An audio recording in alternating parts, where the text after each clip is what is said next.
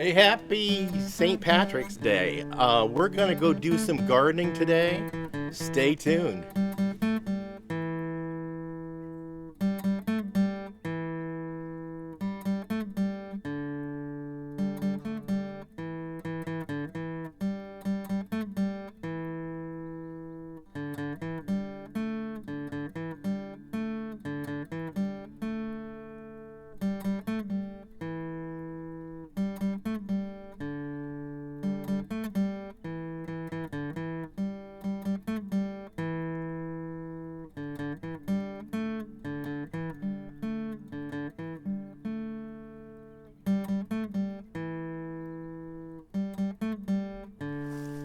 Hello, welcome back to Pine Meadows Hobby Farm. I'm your host, Jerry Hansen. Gonna spend some time outdoor on the St. Patty's Day, and I got my green on, and we're ready to go, and I'm gonna be working with green. Well, the stuff will potentially be green.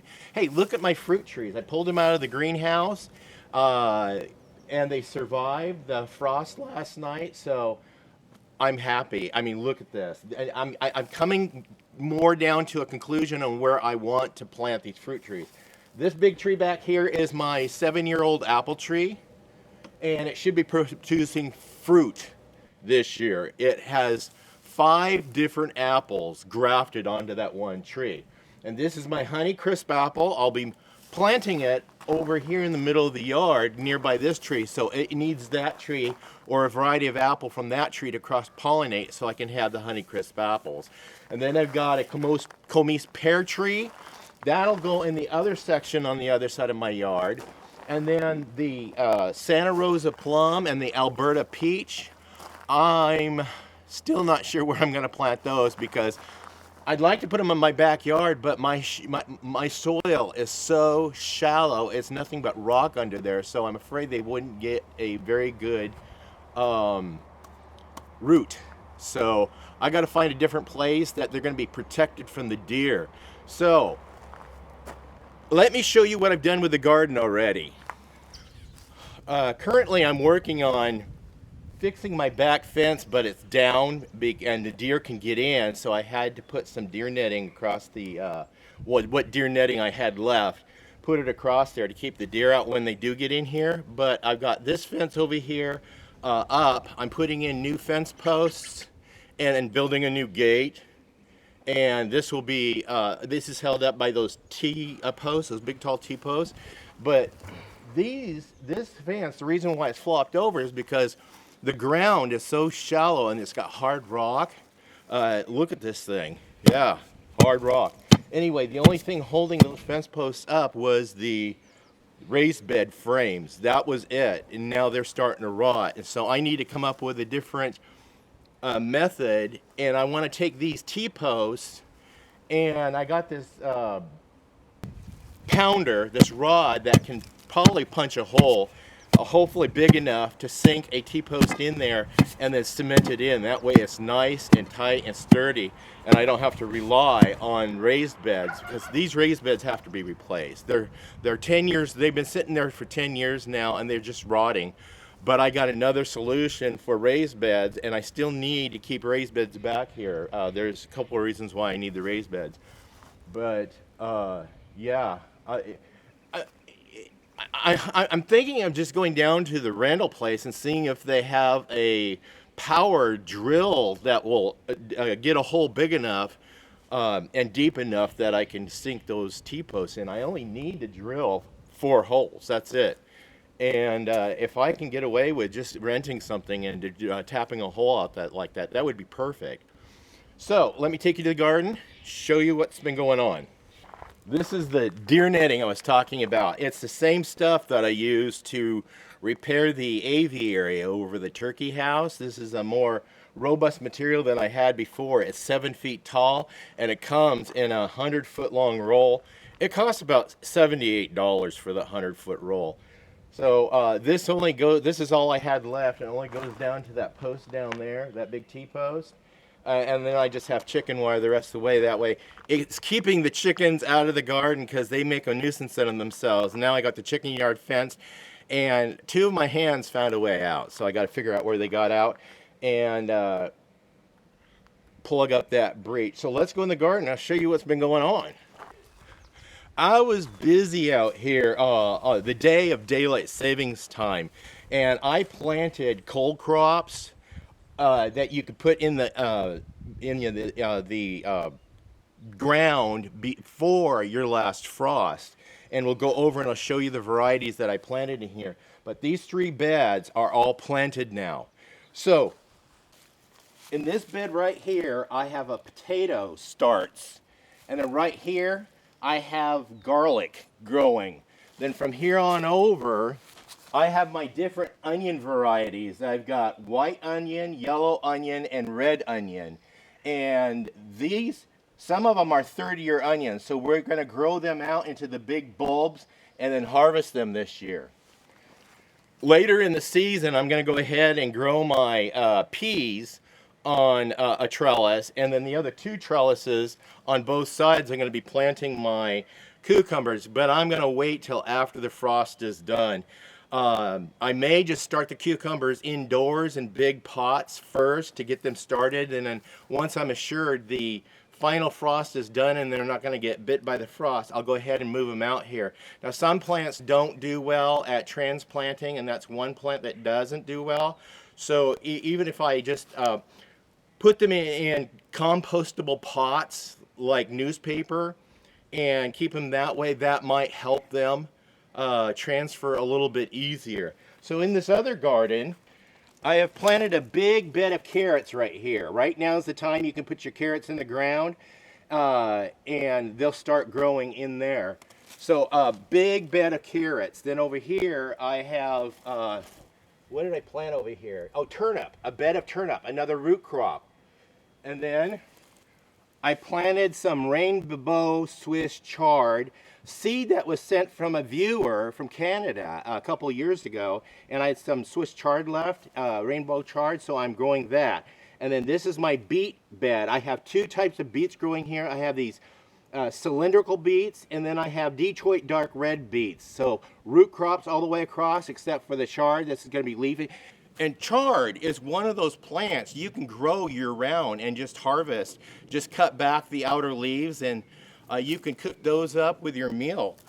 But chard, you can grow year-round out in your garden. I had a little bit of chard left growing over here, but I dug it up because I changed up that garden. And let me take you to that garden and show you what I got. Here I got broccoli. Here I have cauliflower. You can see where I fortified the soil, amended the soil with rabbit turds. So you can put those right in your beds right away. You don't have to let them cook through and decompose. But I got a big bed of kale. Lots of kale here. And the rest of this bed is just nothing but kale. These other 3 beds I'm saving for planting at the end of May. Or mid-May, and some of the plants I already had started inside the greenhouse. We'll go in there and I'll show you what I'm doing in there. And then back here, I'm changing it up a little bit, and we're going to be growing things a little bit differently. I think I'm going to pull back the tarps, the visqueen on the back part, and bring my little rototiller up and rototill an area, and just put my corn and sunflowers back there. Because I can just roll the plastic back, and then I can use the mulch in another project, because I'll be introducing a neat project by upcycling, repurposing, and creating it'll be creative. Stay tuned for that. But these 3 beds, yeah, we're going to transplant some stuff. I started some tomatoes indoors, so we're going to transplant them out here. And then we're going to do a lot of salad crops, lettuces, spinaches, musclin, a lot of different leafy vegetables out here. And then of course we're going to do peas on the trellis and cucumbers. And then out here in the garden we're going to be growing beans, squash, and melons out there. But let's go in the greenhouse and I'll show you how I'm going to start my melons and squash now. I don't have the heater on, but just the solar sun coming through, we got 90 degrees in here, which is perfect for germinating seeds. And look at the seeds germinating. These are flowers. These will go on the deck rails. I got them already in the baskets, and we'll just put them on the deck rails like that as they come out more. These were leftover sweet peppers. I'm not sure how old those seeds were. I make cottage cheese container labels, and I write what they are, their variety, and I also put the date that I planted them. These seeds are right above my heater, so the heat coming up will keep it warm and also help the germination. These are two types of tomatoes. There's some lettuce, and then here's some muskellin over here.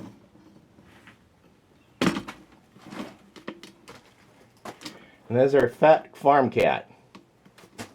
This is the vermiculture. It's my worm bin. And there's my buddy Sam Squash.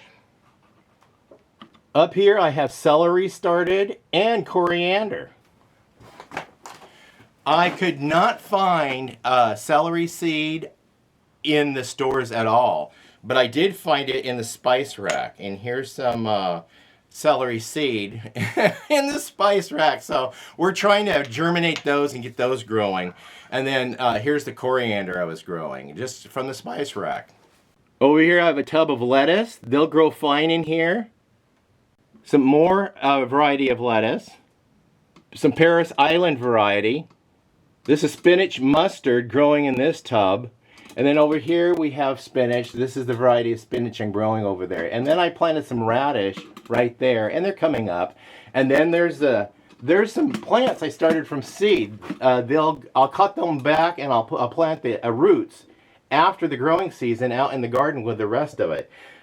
You guys recognize that? Yep, asparagus. Okay, now I was mentioning out in the garden, now I'm going to start my squash and melons indoors first. And they don't transplant well, so I'm devising a method in which I don't have to transplant them. I just grow them in these large buckets. And that's why I got double buckets, and my reasoning is I'm going to dig a hole in the garden, set this bucket in the hole, and this will be a permanent placement. And then when I grow them, when the frost is done and it's warm enough and I can move these plants, mature plants outside before they start fruiting, I just walk out there, set this in here, and just water it. And it'll be almost ground level, so the plants can just go out and creep around the ground. But I can contain everything right here, and this will have really good soil. I did get the soil for them, and I got the amendments. And we're going to go ahead and plant zucchini, yellow squash, cantaloupe, and watermelon.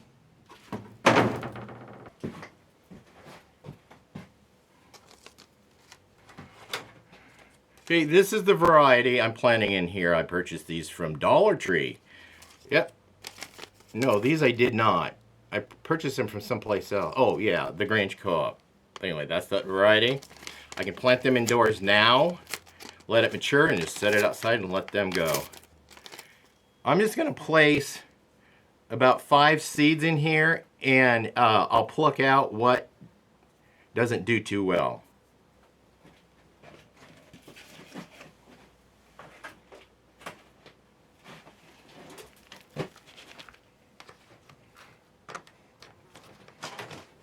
And then there's my tag. Now the summer squash is this variety. I'm going to go ahead and plant that in here.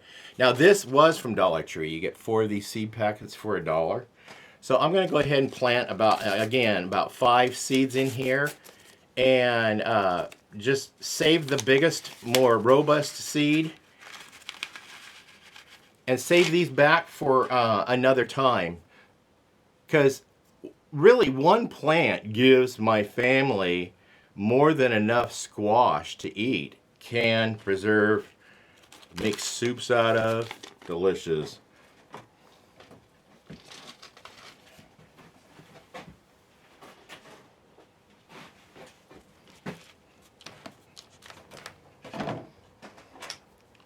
There.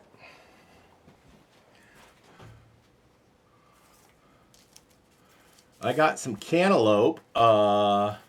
These are the Burpee Seed Company Cantaloupe. We're just going to plant this for... I'm just going to plant what seeds I have left in here. I'm not even sure if they're going to be any good, but if we got some plants coming, I love cantaloupe, and it's really easy to preserve. Just, you know, cut it up and put it in a Ziploc bag and freeze that sucker. Yeah. Yeah, some of these seeds are just old. Anyway. Cantaloupe.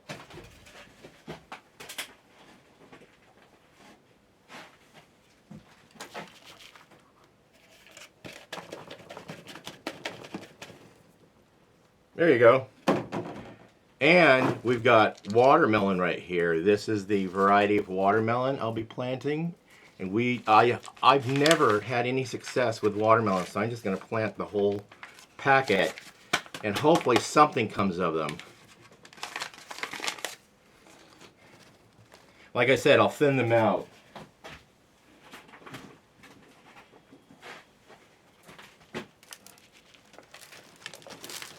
And I found a nice little spot for them right under this table. Now it's time to water them in. Just give that soil a good soak. And while I'm at it, I'll just give my other plants a drink.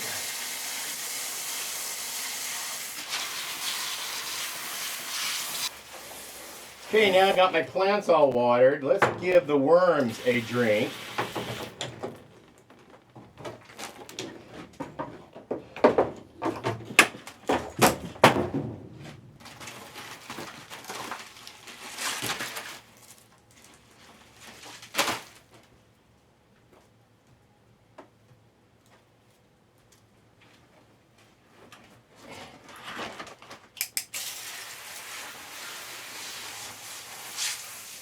This worm castings is going to be gold for the plants, because these worms are breaking down all the nutrients into the size that plant roots can take up and convert. And so that's why worms are essential as far as providing fertilizer and just what they do naturally. They poop.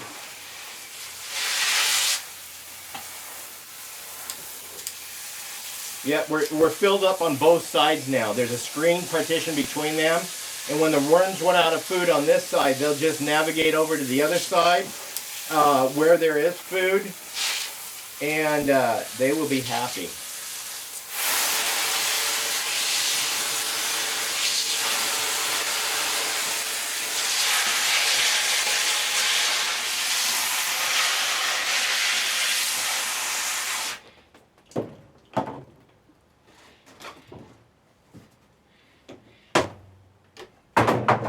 I love my workstation here. It's just it's wonderful.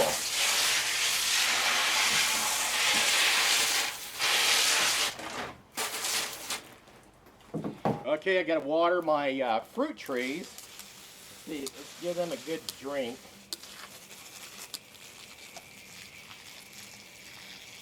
So that's my gardening episode on the winter's end gardening.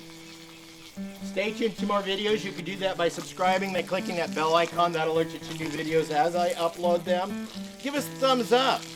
And then click that share button. Sharing my videos on your social media platforms really helps the channel out immensely.